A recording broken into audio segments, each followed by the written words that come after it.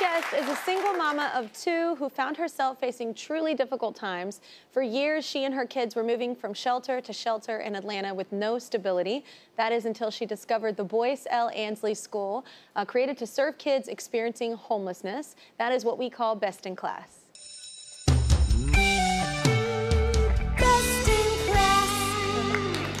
Let's welcome Tessa and Ray, the head of the Boyce L. Ansley School. Y'all give it up. Tessa, I'm going to start with you. What was life before discovering the school?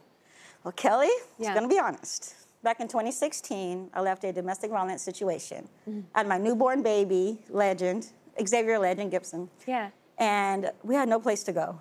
I felt alone, I was afraid, and I used alcohol to cope, just to get through all the pain I was experiencing. Oh my gosh, so how were your kids able to go to school at this point, like regularly?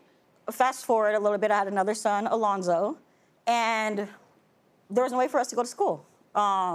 Depending on what shelter we're in, depends on what school that they are, and they wanted so much paperwork for each school. They wanted birth certificates, medical records, school history, which was outrageous because we don't really go to school. Yeah. And unfortunately, it just wasn't a priority for us at the time.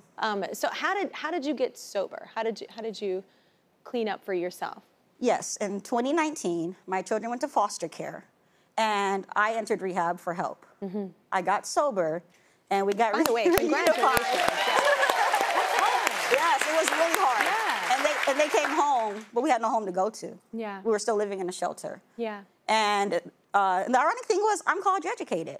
And here I was college educated, and still, school just was not a priority for us. Yeah. And Xavier was 6, and Alonso was 3, and that's when we found out about the Boyce L. Ansley School. Little did I know, they're gonna change my life forever. Yeah, absolutely. Well, Ray, explain what the school is and how it helps. So the Boyce L. Ansley School is Atlanta and the Southeast only tuition-free private school for children experiencing homelessness. We have 2 on-staff social workers, we have a therapist and a team of therapists that support our families holistically to meet their needs individually. And so the way that we do that is we have a 15 student per grade max so that we can make sure that we can meet families hand in hand. Yeah. And right now we're K through 4, and next year we'll be K through 5. We'll be quickly heading to my favorite time in life, which is middle school, and we'll be a fully established school with K through 8. You like a challenge if you like middle school. Yes. Yeah. But with the unique nature of our school, we have to ensure that we can meet them from the time that they enter school to the time that they transition to high school. Yeah, that support is incredible. What do you see with the unhoused students? With housing instability and student mobility, students who experience housing instability and are unhoused at times transition anywhere from 3 to sometimes 12 times a year. And every time a kid transitions, fall behind. They fall behind anywhere from 3 to 6 months. So you could do the math of how far behind an individual kid can fall behind. Yeah. Along with some of the other things that are associated with trauma, things such as physical and mental abuse and sexual abuse sometimes. And the biggest of which that we see is the mental aspect, because sometimes we're dealing with generational poverty, and one of our biggest mission is to eradicate generational poverty. And so we do that by working to ensure that we're building in confidence, our students' ability to be self-efficient and self-reliable and ultimately independent, so that when they are our age, they can be independent and advocates for themselves and for their communities. Yeah, and they had a shot, Yeah. What changes do you see, like the impact of the school? What changes do you see in the kids? I'm looking at this right now, and our kiddos are literally roses growing in concrete. I love that you say that, by the way. And when I think about our kids, that's truly what I think, especially with our location downtown Atlanta. And at the start of the school year, our kiddos were achieving around 10 percentage points and 17 percentage points, respectively, in English and in math. And we've seen them grow tremendously this school year. And in addition, something that we do every single Friday is we have weekly community meetings. Every single morning, we have morning meetings. And about 75% of our students are receiving weekly therapeutic services.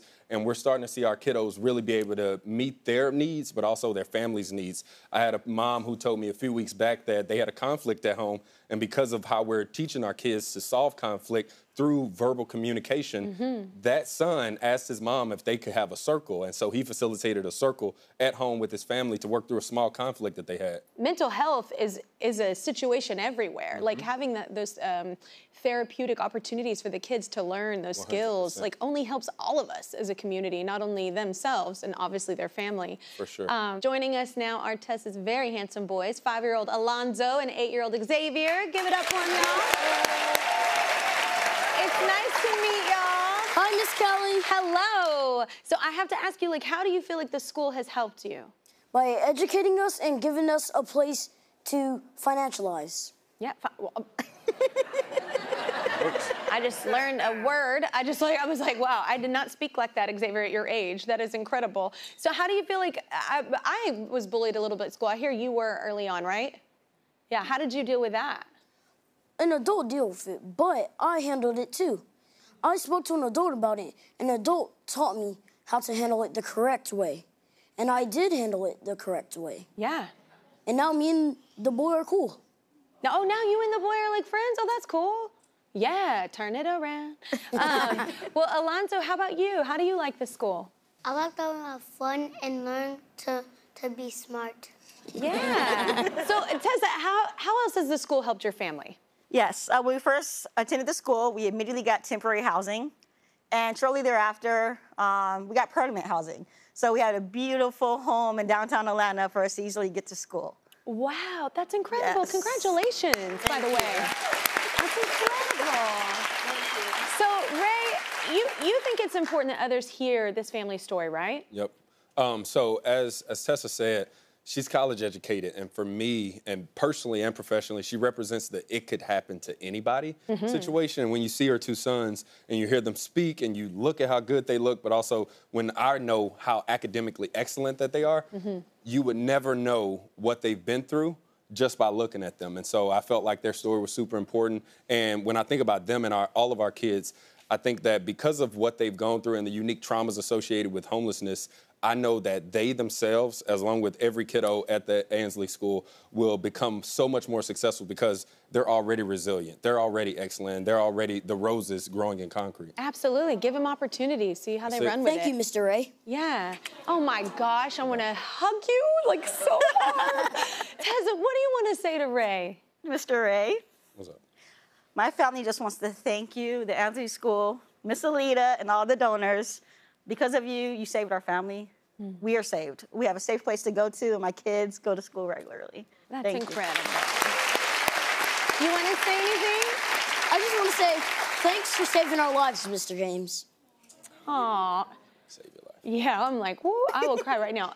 Well, you guys, you have worked hard and overcome a lot, but we want you to have a little fun, too, because I have kiddos, and you like to have fun as well as read and all the other fun stuff. But we are going to send you on a 3-night ultimate vacation to LEGOLAND, Florida Resort. Oh, my God!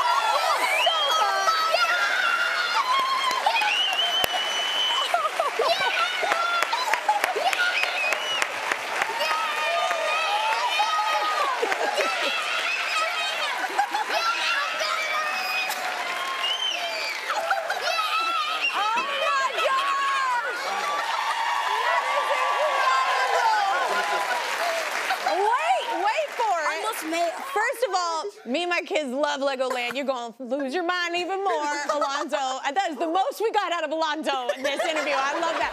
So wait, let me tell you what you're gonna get. You're gonna get a personal building session with a master model builder. And you're also gonna sit inside the life-size Lego Ferrari 296 GTS at the all-new Lego Ferrari build and race experience. You're gonna love it. I love LEGOLAND. I just have one thing to add. Go ahead. When is it? I think that's whenever your mama can find it in the schedules when you're gonna go. Yeah. Why not another vacation? Oh my gosh, that's amazing. Wait, that's not all. That's not all. That's not all. Ray, we are such fans of this school, and we are not alone. Scholastic knows how crucial it is for children to have access and opportunity to get great books in the school library, so they want to support your commitment to making reading a valued part of your students' lives. So they're donating $5,000 worth of books for the school. They're actually... They're actually going to donate $5,000 just for you to, if you use how you will and how you feel like the school needs as well. Thank you for Thank you. Thank you. Yes! Yes! Thank you so much for what you're doing. It is changing lives. It is changing lives. And I heard you say... Oh, man. I heard you say a minute ago, because they said thank you for saving our lives, and you keep saying, I didn't save your life. I didn't. Yes, yes, this school does do that. Things like that. It does. It changes the trajectory of not just one person, but the entire domino effect that it has on not only their family, but who they're going to meet and impress and imprint on outside of their family. So, yes, it is saving lives, just so you know. We will be right back.